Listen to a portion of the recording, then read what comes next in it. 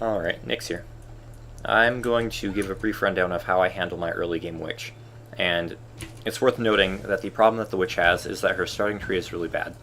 And I'll show you why in a minute as soon as I give a brief demonstration of the abilities I use and how I handle it. I use Fireball and I use Freezing Pulse, and the reason I use these two abilities is because they're both very, very good. You get them early on, really quickly. Fireball is the first skill gem you get, and Freezing Pulse is a Hillock reward. So they're both very easy to get, and they're both very, very reliable. Freezing Pulse scales very well with level, as does Fireball, and if you get the appropriate plus increased spell damage wands, which I don't have because I didn't get lucky, but oh well. If you get the appropriate increased spell damage wands, they can be a lot better than they are right now, and they're pretty okay right now. But the problem with Freezing Pulse is that it's very, very melee oriented. You're basically playing as Ground Slammer if you're using Freezing Pulse. The problem with Fireball is that it has a travel time and it doesn't hit everything. It only hits some things and it's very unreliable. So your skill set is very limited. I usually also pick up something along the lines of Fire Trap, which is a medicine chest reward, as well to help with AoE for when Fireball won't do it and when Freezing Pulse is too dangerous, like on Brutus. I think on this character I ended up just face tanking Brutus because I didn't have it. But in any case, that's how I handle that.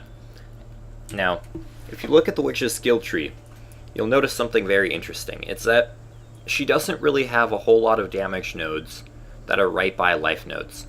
This set of life nodes is really out of the way. This set of life nodes is really out of the way. This is out of the way. This is out of the way. And this is paired up with some very mediocre mana talents and some very mediocre energy shield talents. So those won't really help you survive either.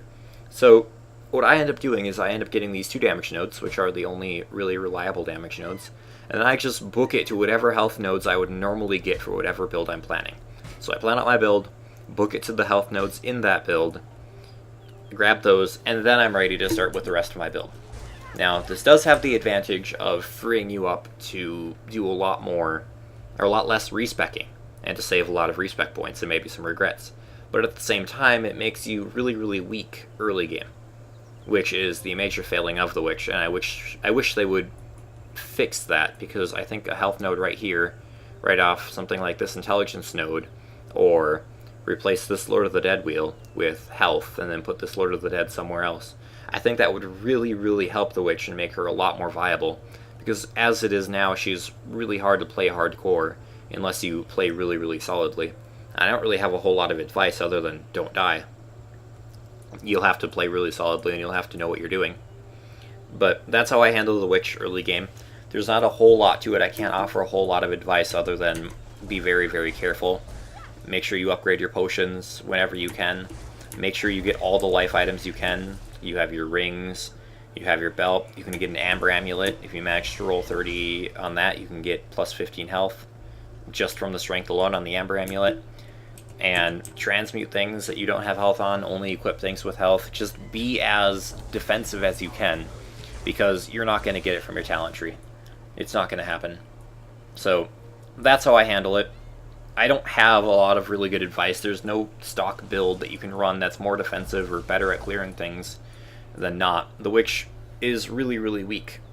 So that's how I handle it. That's how I try and counteract her downsides, her downfalls. But other than that, I mean, it's all up to you. It's all how you play. It's all how your build works. And I mean, I hope it goes a lot easier for you than it does for most players, because I do get a lot of people complaining about how bad the witch is or how weak the witch is, and I completely agree with all of their complaints.